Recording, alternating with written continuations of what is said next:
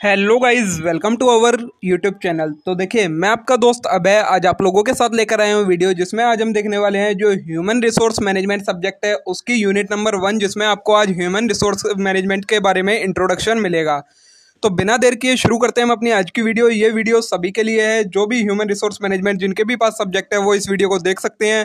Particularly ये video जो Delhi university के स्टूडेंट हैं सेमेस्टर 2 के, उनका सब्जेक्ट है ह्यूमन रिसोर्स मैनेजमेंट, उनके लिए ये ज़्यादा यूज़फुल है। बाकी देख सभी सकते हैं, सभी के लिए इसमें यूज़फुल इन्फॉर्मेशन है, नोट्स प्रोवाइड है, क्योंकि ये एक ऐसा सब्जेक्ट है जो कि सभी के पास सेम होता है, कोई भी चेंज नहीं होता, थोड़ा बहुत अंतर होता है, बाकी सारा लगभग सेम होता है। तो चलिए बिना देर के शुरू करते हैं हम अपनी आज की वीडियो। उससे पहले अगर आपने अभी तक चैनल को सब्सक्राइब ना करा हो तो चैनल को जरूर सब्सक्राइब कर लेना, वीडियो को लाइक करना ना भूलना और वीडियो को अपने सभी दोस्तों के साथ ज़्यादा से ज़्यादा शेयर जरूर करें। तो चलिए देखते हैं। सबसे पहले इसका इंट्रोडक्शन एंड मीनिंग है। तो human resource are the wealth of organization which can help in achieving its goals। Human resource एक ऑर्गेनाइजेशन की वेल्थ कहा जाता है, मतलब जो सबसे यूजफुल एसेट होता है वो होता है ह्यूमन रिसोर्स, जिसकी वजह से कोई भी ऑर्गेनाइजेशन अपने गोल्स को अचीव कर पाता है।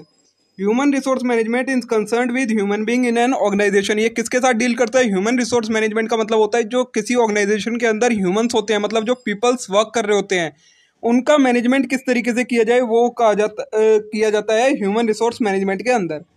It reflect a new outlook with view organisation man power as its resource and assets. वो ह्यूमंस को, जो ह्यूमन रिसोर्स मैनेजमेंट है वो ह्यूमंस को क्या मानता है? किसी भी ऑर्गेनाइजेशन के लिए रिसोर्सेज या एसेट मानता है।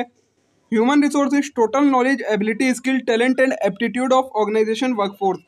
किसी भी ऑर्गेनाइजेशन में जितना भी वर्कफोर्स है उनके पास कितनी नॉलेज है, कितनी एबिलिटी है, कितनी स्किल है, कितना टैलेंट है और क्या एप्टीट्यूड है, उन सभी को जब टोटल कर दिया जाता है तो वो कहलाते हैं human resource. The value ethic belief of individual working in organisation also form a part of human resource. जो किसी भी पर्सन की वैल्यूज होती हैं, उसके एथिक्स हैं, उसके बिलीफ्स हैं, वो सारी भी ह्यूमन रिसोर्स का पार्ट बन जाते हैं। नो बिजनेस और organisation can exit and grow without appropriate human resource. अगर किसी ऑर्गेनाइजेशन के पास अच्छे ह्यूमन रिसोर्स नहीं है तो वो उतना ज़्यादा ग्रो नहीं कर सकती है। So human resource become the focus of attention of every progressive organisation. तो जो ह्यूमन रिसोर्स होते हैं वो हर जो भी प्रोग्रेस करना चाहती है ऑर्गेनाइजेशन उसके फोकस में आ जाते हैं। ठीक है, आगे देखिए। Human resource management is the process of management which develop and manage the human element of an enterprise. Human resource management एक प्रोसेस होता है जिसमें जितने भी ह्यूमन एलिमेंट्स हैं, मतलब लोग काम कर रहे हैं ऑर्गेनाइजेशन में, उनको मैनेज किया जाता है, उनका मैनेजमेंट किया जाता है। It is not only the management of skill but also the attitude and aspiration of people. इसमें हम सिर्फ उनकी स्किल्स को ही मैनेज नहीं करते हैं, उनका बिहेवियर कैसा है, उनका एटीट्यूड कैसा है, उसे भी मैनेज करते हैं। When individual come to a workplace, they come with not only technical skills, knowledge, experience, but also with professional feeling, perception, desires, motive, aptitude, value, etc. जब कोई पर्सन किसी ऑर्गेनाइजेशन में आता है तो वो सिर्फ स्किल्स, नॉलेज और एक्सपीरियंस के साथ नहीं आता, वो उसके साथ में अपनी भी कई सारी फीलिंग्स लेकर आते हैं, जैसे कि उसकी डिजायर्स, उसका मोटिव क्या है, एटीट्यूड क्या है, उसकी वैल्यू क्या है, ये सारी चीजें भी लेकर आता है। तो human resource management means management of various aspect of human resource. तो किसी ह्यूमन के कितने एस्पेक्ट्स होते हैं, मतलब क्या क्या उसके अंदर चीजें होती हैं, उन सभी का जब मैनेजमेंट किया जाता है तो वो कहलाता है human resource management. An important element of human resource management is human approach which managing people. तो जो ह्यूमन रिसोर्स मैनेजमेंट है उसका एक इम्पोर्टेंट एलिमेंट क्या है, जो उसकी अप्रोच है ह्यूमन रिसोर्स की, उसे समझना जरूरी है।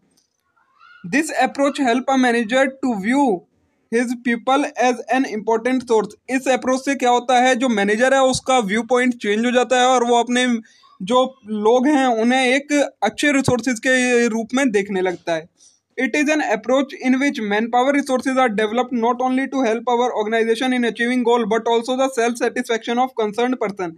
तो फिर वो मैनेजर इस अप्रोच के चलते क्या करता है, सिर्फ वो ऑर्गेनाइजेशन के गोल पर ही ध्यान नहीं देता कि हाँ मेरे को सिर्फ इन ह्यूमन से अपना ऑर्गेनाइजेशन का गोल कंप्लीट करवाना है, बल्कि वो उनके सेटिस्फेक्शन में भी काम करता है कि वो पर्सन भी सेटिस्फाई हो जाए ऑर्गेनाइजेशन से। On the one hand this approach focuses on human resource development and on the other hand it focuses on the effective management of people of the on the other.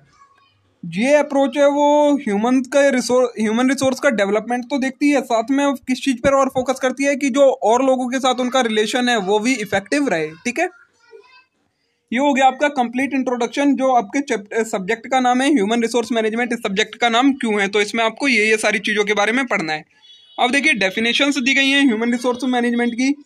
तो it is a process by which people and organisation are bound together in such a way that both of them are able to achieve their objective. ये एक process होता है जिसमें people और organisation दोनों एक दूसरे से इस तरीके से बाउंड होते हैं, कनेक्ट होते हैं कि दोनों एक दूसरे का गोल को अचीव करने में हेल्प करते हैं। अकॉर्डिंग टू फिलिपो एक तरीके से हम कह सकते हैं फिजियोलॉजी, जो फिलोसोफर थे वो थे जिन्होंने ह्यूमन रिसोर्स मैनेजमेंट के बारे में बताया था। तो human resource management is planning, organising, directing and controlling of the procurement, development, compensation, integration, maintenance and reproduction of human resource to the end that individual, organizational and social goals are accomplished। तो इन्होंने Filippo ने क्या दिया था कि human resource management में क्या होती है, प्लानिंग होती है, ऑर्गेनाइजिंग होती है, डायरेक्टिंग होती है, कंट्रोलिंग होती है, किस चीज़ से रिलेटेड कि प्रोक्योर किया जाए, डेवलप किया जा सके, कंपनसेट किया जा सके, इंटीग्रेट किया जा सके और मेंटेन किया जा सके किस चीज़ को, जो ऑर्गेनाइजेशन का गोल है उसे। सोशल गोल, इकोनॉमिकल गोल और इंडिविजुअल और ऑर्गेनाइजेशनल गोल सभी को अचीव किया जा सके। उसके अलावा और भी कई सारी डेफिनेशंस आई हैं। The definition reveal that human resource management is that aspect of management which deal with planning, organising, directing and controlling of the personal function of an enterprise. The purpose of this function is assist in achievement of basic organizational and societal goal. वही जो ऊपर बताया गया है कि कोई भी human resource management में क्या देखा जाता है, प्लानिंग की जाती है, ऑर्गेनाइजिंग की जाती है, डायरेक्टिंग, कंट्रोलिंग, पर्सनल फंक्शन जो ऑर्गेनाइजेशन के वो किए जाते हैं जिससे क्या हो, ऑर्गेनाइजेशन का गोल अचीव हो सके। ये आपको जो according to institute of personal management है यूके का, उसके अकॉर्डिंग डिफाइन दे रखी है। ठीक है, अब देखते हैं इसके फीचर्स क्या क्या होते हैं।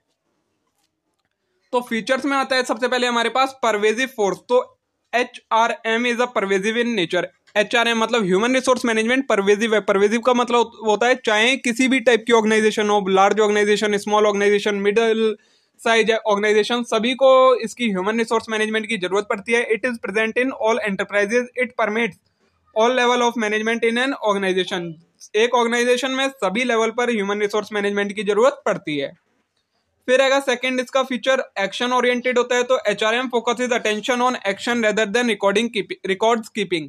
जो HRM है वो एक्शन करने पर फोकस करता है, ना कि वो किसी चीज को रिकॉर्ड करके रख के रिटर्न में प्रोसीजर को, रूल्स को लिखने में बिलीव करता है। मतलब जो भी काम करना है वो एक्शन में मतलब एकदम कर दो, उसे कोई कहीं रिकॉर्ड करने की या लिखने की, प्रोसीजर रूल देखने की जरूरत नहीं है। The problem of employ at work are solve through rational policies. और जो प्रॉब्लम होती है वर्कर्स की उन्हें पॉलिसीज के थ्रू सॉल्व किया जाता है। नेक्स्ट है इंडिविजुअल ओरिएंटेड होता है। तो मतलब it tries to help employ develop their potential fully of encourage them to give their best to the organisation. ये इंडिविजुअल ओरिएंटेड कैसे होता है, तो ये एम्प्लॉय की हेल्प करता है कि वो अपनी पोटेंशियल को डेवलप कर सके और ऑर्गेनाइजेशन के गोल को अचीव करने में अपना बेस्ट से बेस्ट दे सके। It motivate employee through a systematic process of requirement selection, training, development coupled with fair wages policy।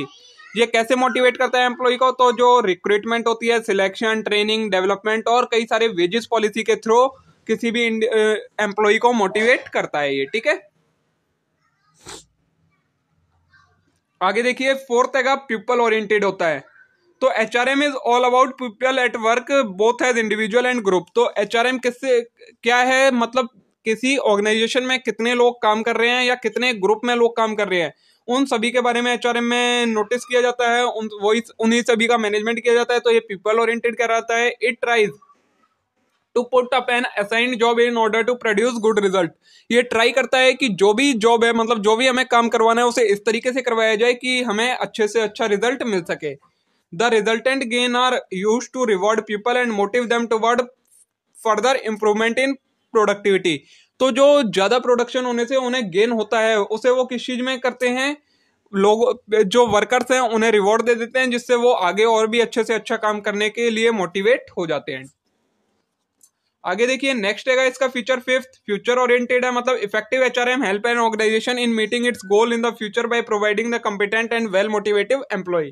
जो एक अच्छा एचआरएम मैनेजमेंट होगा उसमें क्या होता है, ऑर्गेनाइजेशन में वो उन्हीं एम्प्लॉय को रहने देता है जो अच्छे से अच्छा अपना बेस्ट देते हैं और बढ़िया काम करते हैं। जो भी अनयूज्ड मतलब अनयूटिलाइज्ड जो काम नहीं कर पाते, अनप्रोडक्टिव लेबर है, उसे हटा दिया जाता है। इससे ऑर्गेनाइजेशन आगे फ्यूचर में चल के एक अच्छी ऑर्गेनाइजेशन बन जाती है जिसमें सिर्फ वही एम्प्लॉय होते हैं जो कि अच्छे से काम कर सकते हैं। ये थे आपके फीचर ह्यूमन रिसोर्स मैनेजमेंट के। आगे भी हैं अभी और देखिए। डेवलपमेंट ओरिएंटेड, तो HRM intend to develop a full potential of employ. जो एचआरएम है वो डेवलप करता है किसी भी एम्प्लॉय में उसकी जितनी भी पोटेंशियल होती है उस सभी को डेवलप कर देता है। The reward structure is tuned to the need of employ, training is offered to sharpen and improve their skill. उन्हें ट्रेनिंग प्रोवाइड करवाई जाती है जिससे वो उनकी स्किल्स और भी इम्प्रूव हो सके। Employ are rotated on various job so that gain experience and exposure. Employees को अलग अलग जॉब्स पर शिफ्ट कर दिया जाता है जिससे उन्हें उनका भी एक्सपीरियंस मिल सके। Every attempt is made to use their talent fully in the service of organizational goal। ये सब इसीलिए किया जाता है कि उनका जितना भी पोटेंशियल है उसे ज़्यादा से ज़्यादा यूज़ किया जा सके ऑर्गेनाइजेशन के अंदर, ठीक है। नेक्स्ट है इंटीग्रेटिंग मैकेनिज्म, तो HRM tries to build and maintain cordial relation between people working at various level in the organization. HRM क्या ट्राई करता है कि जितने भी लेवल्स पर वर्क हो रहा है ऑर्गेनाइजेशन के अंदर, उनमें जो जो लोग काम कर रहे हैं उनके बीच में कोऑर्डिनेशन मेंटेन किया जा सके। In short it try to integrate human asset in the best possible manner in the service of an organisation. क्या तो इसका मतलब क्या हो गया कि वो चाहता है कि जितने भी ह्यूमंस हैं उनको इस तरीके से इंगेज किया जा सके वर्क में कि ऑर्गेनाइजेशन को अच्छे से अच्छा बेनिफिट मिल सके, अच्छे से अच्छा वो अपना दे सके। एट्थ है कॉम्प्रिहेंसिव फंक्शन, तो HRM is to some extent concern with an organisational decision which has an impact on workforce on the potential workforce. HRM एक किसी एक्सटेंट तक हम ये मान लेते हैं कि एक एचआरएम है वो ऐसा फंक्शन होता है जो कि ऑर्गेनाइजेशन के डिसीजन मेकिंग में इन्वॉल्व होता है, जिसका इम्पैक्ट किस पर पड़ता है, वर्कफोर्स पर पड़ता है। The term workforce signifies people working at various level including worker, supervisor, middle and top managers. इसमें आपको ज़्यादा जाने की जरूरत नहीं है, ये ज़्यादा एक्स्ट्रा आएगा पॉइंट, इसे छोड़िए आप, रहने दीजिए, ठीक है। ये हो गए फीचर्स। इसके आगे ये वाला रहने दीजिए, इतने सारे करने की जरूरत नहीं है आपको। ये 11th वाला देखिए, कंटिन्यूअस फंक्शन, तो according to Terry HRM is not one shot deal. HRM एक बार में नहीं किया जा सकता है। It can not be practised only 1 hour each day और 1 डे अ वीक। इसे हम दिन में 1 घंटे करके या फिर हफ्ते में 1 दिन करके काम नहीं चला सकते। It require a constant alertness and awareness of human relation and their importance in everyday operation. HRM क्या करता है, डेली के डेली अलर्ट रहता है कि ह्यूमन जो ऑर्गेनाइजेशन के अंदर लोग वर्क कर रहे हैं उनके बीच में कैसी रिलेशन है और उनके डे टू डे ऑपरेशन में क्या इंपॉर्टेंस है, तभी एक अच्छा एचआरएम वर्क कर पाता है। अब देखिए आगे, ये हो गए थे आपके फीचर। अब आएगा ऑब्जेक्टिव क्या क्या होते हैं तो एचआरएम के। तो नंबर 1 है the principal objective of HRM are to help organization reach its goal. पहला ऑब्जेक्टिव है तो HR department like other department in organization exist to achieve the goal of organization first. सबसे पहला काम क्या होता है ऑर्गेनाइजेशन एचआरएम मतलब ह्यूमन रिसोर्स मैनेजमेंट का, कि वो सबसे पहले ऑर्गेनाइजेशन के गोल को अचीव करने में हेल्प करे। If it does not meet this purpose HR department will wither and die. अगर वो ऑर्गेनाइजेशन के गोल को अचीव करने में हेल्प नहीं कर पाता है तो फिर उस एचआर डिपार्टमेंट की जरूरत नहीं होती है और उसे खत्म कर दिया जाता है। नेक्स्ट है second objective to employ the skills and ability of workforce efficiently. The primary purpose of HRM is to make people strengthen productive and to benefit customer, stock holder and employ. पहला था कि organisation का गोल को achieve करने में help करे। फिर second लगा कि जो ह्यूमन रिसोर्स हैंगे उनको इस तरीके से एम्प्लॉय करे काम में कि उनसे अच्छे से अच्छा बेनिफिट ऑर्गेनाइजेशन को मिल सके, ज़्यादा से ज़्यादा बेनिफिट ऑर्गेनाइजेशन को मिल सके, वो प्रोडक्टिव और एफिशिएंटली वर्क करें। थर्ड ऑब्जेक्टिव है to provide the organisation with trained and well motivated employ.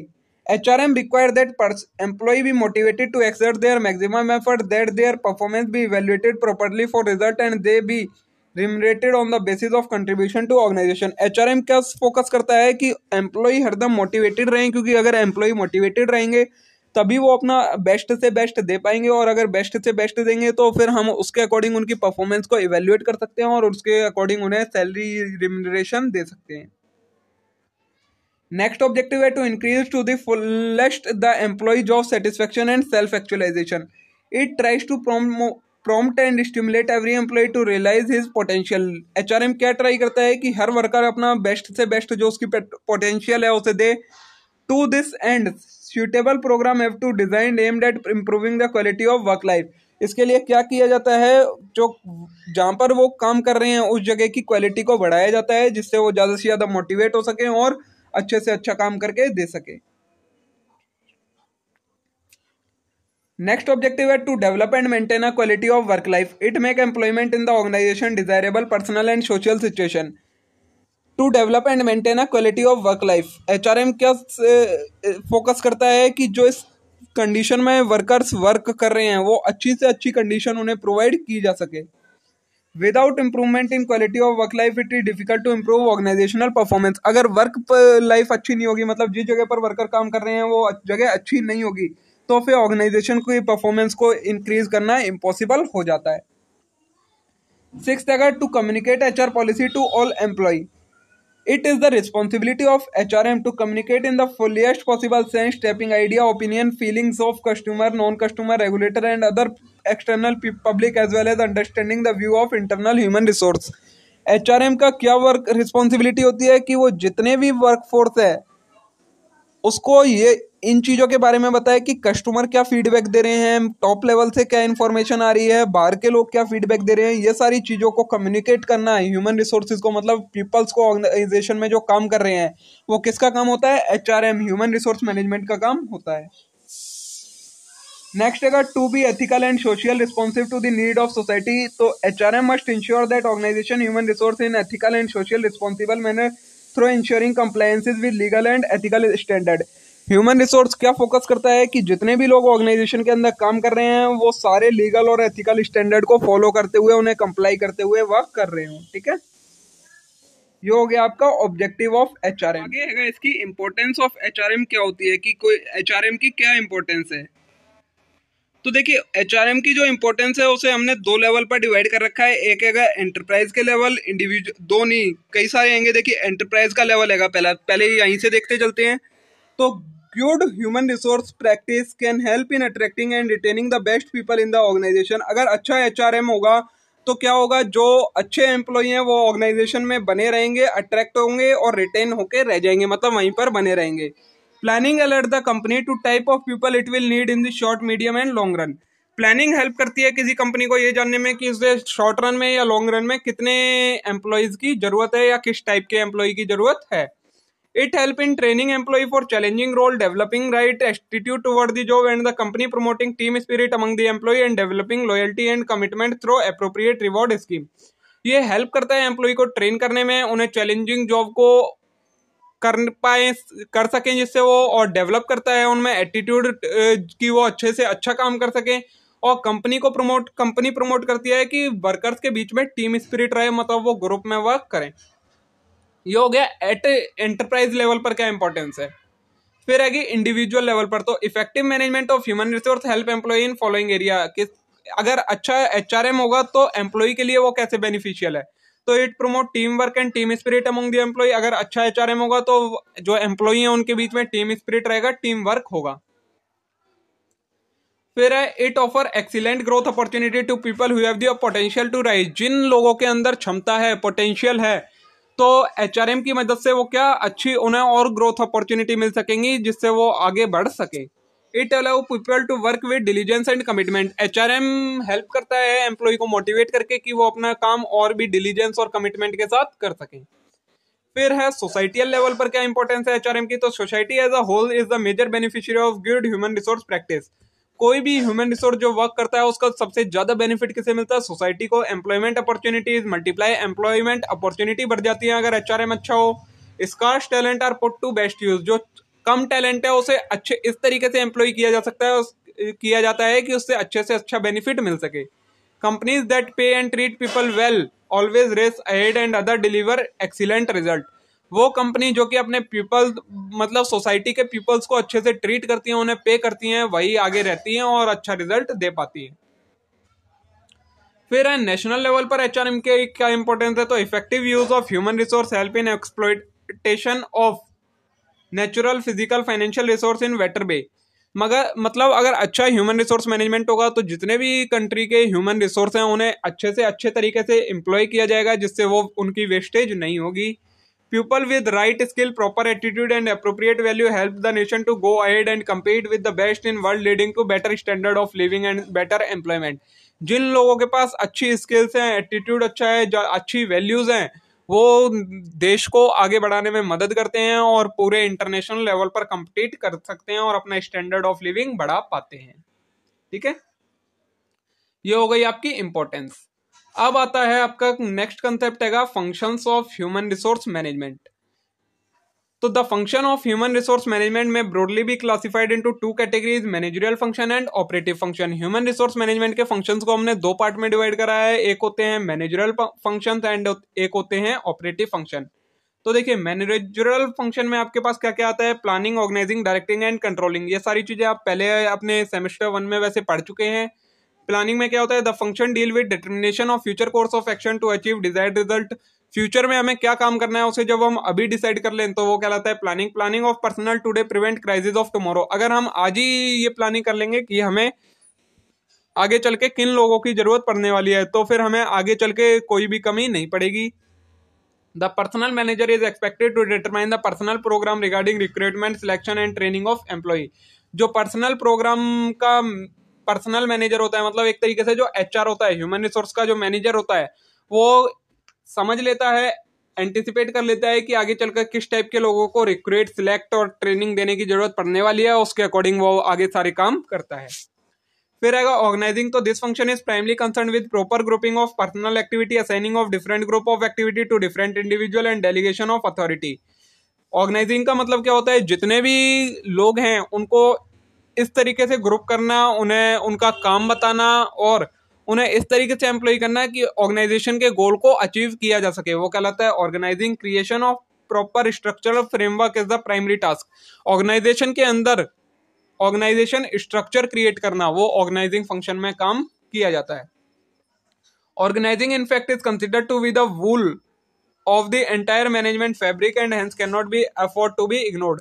तो ऑर्गेनाइजिंग को हम एक तरीके से क्या कहते हैं, कोई भी फैब्रिक, मैनेजमेंट को फैब्रिक कहा गया है और बोला गया है ऑर्गेनाइजिंग एक तरीके से वूल का काम करती है, जिसके बिना मैनेजमेंट पॉसिबल ही नहीं है। ठीक है, नेक्स्ट है डायरेक्टिंग। तो this involve supervising and guiding the personnel to execute plan. Direction is essential for without direction there is no destination. Directing में क्या किया जाता है, जो एम्प्लॉय होते हैं उन्हें सुपरवाइज किया जाता है, गाइड किया जाता है, जिससे वो जिस डायरेक्शन में उन्हें गोल्स को अचीव करते हुए वर्क करना है उस डायरेक्शन में उन्हें डायरेक्ट किया जाता है। क्योंकि डायरेक्शन के बिना वो काम ही नहीं स्टार्ट कर पाएंगे कि उन्हें किस चीज के लिए काम करना है। Many times the success of organization depend on direction of things rather than their design। कई बार क्या होता है, ऑर्गेनाइजेशन की सक्सेस किस पर डिपेंड करती है, डायरेक्शन पर डिपेंड करती है, ना कि उस ऑर्गेनाइजेशन के डिजाइन पर। Direction that consist of motivation and leadership. Direction में क्या क्या आता है, मोटिवेशन करना और लीडरशिप, दो फंक्शन आते हैं डायरेक्टिंग में। The personnel manager must be an effective leader who can create winning teams. जो पर्सनल मैनेजर होना चाहिए वो कैसा होना चाहिए, ऐसा लीडर होना चाहिए जो कि टीम, अच्छी टीमों को क्रिएट कर सके।